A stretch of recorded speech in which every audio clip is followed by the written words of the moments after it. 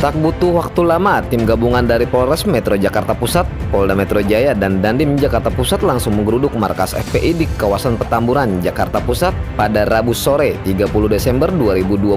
Kedatangan mereka pasca pengumuman pembubaran dan pelarangan aktivitas FPI pimpinan Habib Rizik Syihab di Indonesia. Pantauan media rakyat Nusantara di lokasi, Kapolres Jakarta Pusat Kombes Heru Novianto, Kasat Brimob Polda Metro Jaya Kombes Pol Deuniju De Fatima, serta Dandim 05-01 JP BS Kolonel Infantri Lukman Arif memasuki lokasi markas FPI. Sepanjang jalan menuju markas FPI itu, pimpinan polisi dan TNI ini mengatakan satu persatu pada warga sekitar. Hal itu untuk memastikan tidak ada warga di luar Petamburan yang berada di dekat markas FPI. Bapak warga sini atau bukan? Kalau warga sini tolong, kalau sudah selesai makanya langsung pulang ke rumah, kata Kombes Heru. Selain itu, Kombes Heru juga meminta anggota FPI yang berada di lokasi untuk mencopot semua atribut yang ada di markas. Dia melarang adanya bendera dan spanduk yang menunjukkan lambang FPI. Petunjuk arah masuk ke markas FPI juga tampak dirobohkan Brimob. Pengawalan cukup ketat terlihat di sini. Brimob lengkap dengan rompi anti peluru dan senjata laras panjang berjaga di sepanjang jalan menuju markas FPI. Akibatnya bikin macet jalan sekitar. Diketahui dalam SKB yang dibacakan oleh Wakil Menkumham Edward Omar Sarif Hirais di kantor Menko Polhukam Jakarta Rabu 30 Desember 2020, pemerintah menyampaikan pertimbangan atas keputusan pembubaran FPI. Saudara sekalian, Assalamualaikum warahmatullahi wabarakatuh. Terima kasih atas kehadirannya. Hari ini, saat ini, pemerintah Republik Indonesia akan mengumumkan tentang status FPI atau Front Pembela Islam sebagai organisasi. Untuk mengumumkan ini, pemerintah hadir 10 pejabat yang terkait dengan ini semua. Pertama, saya sebagai Menko Polhukam. Lalu di sebelah kanan saya ada Profesor Dr. Andes Haji Muhammad Tito Karnavian, Menteri Dalam Negeri. Mungkin lebih bagus Pak ketika sebut namanya maskernya dibuka 3 detik biar kelihatan asli, jangan-jangan diwakili, kita tidak tahu juga. Profesor Tito Karnavian, oke, bisa dipasang lagi. Berikutnya di sebelah kiri saya hadir Bapak Kepala BIN, Bapak Budi Gunawan,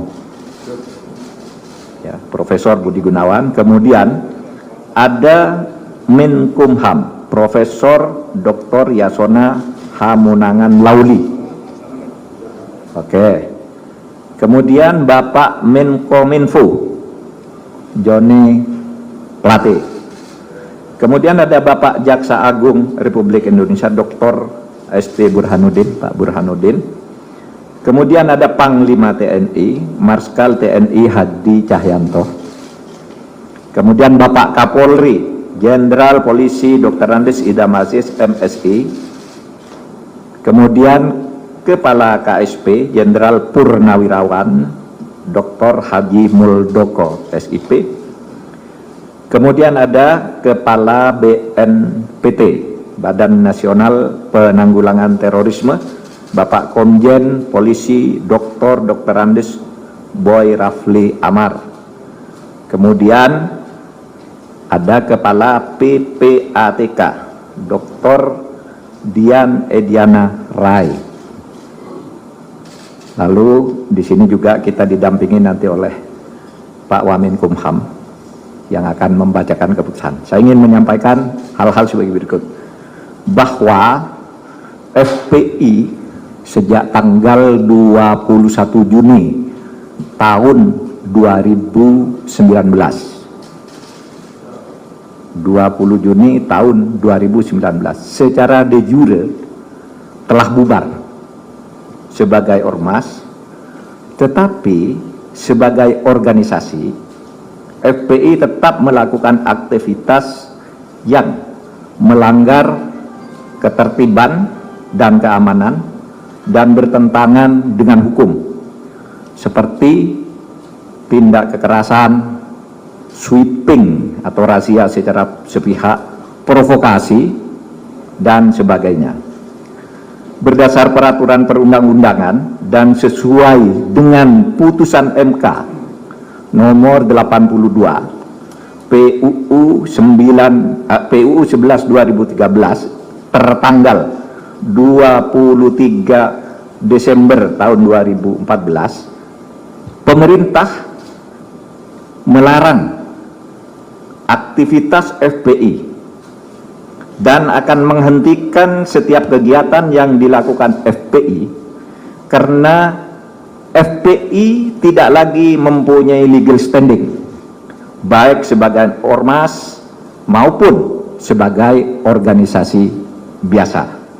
Jadi dengan adanya larangan ini tidak punya legal standing ya kepada aparat-aparat pemerintah pusat dan daerah. Kalau ada sebuah organisasi mengatasnamakan FPI, itu dianggap tidak ada dan harus ditolak karena legal standingnya tidak ada terhitung hari ini.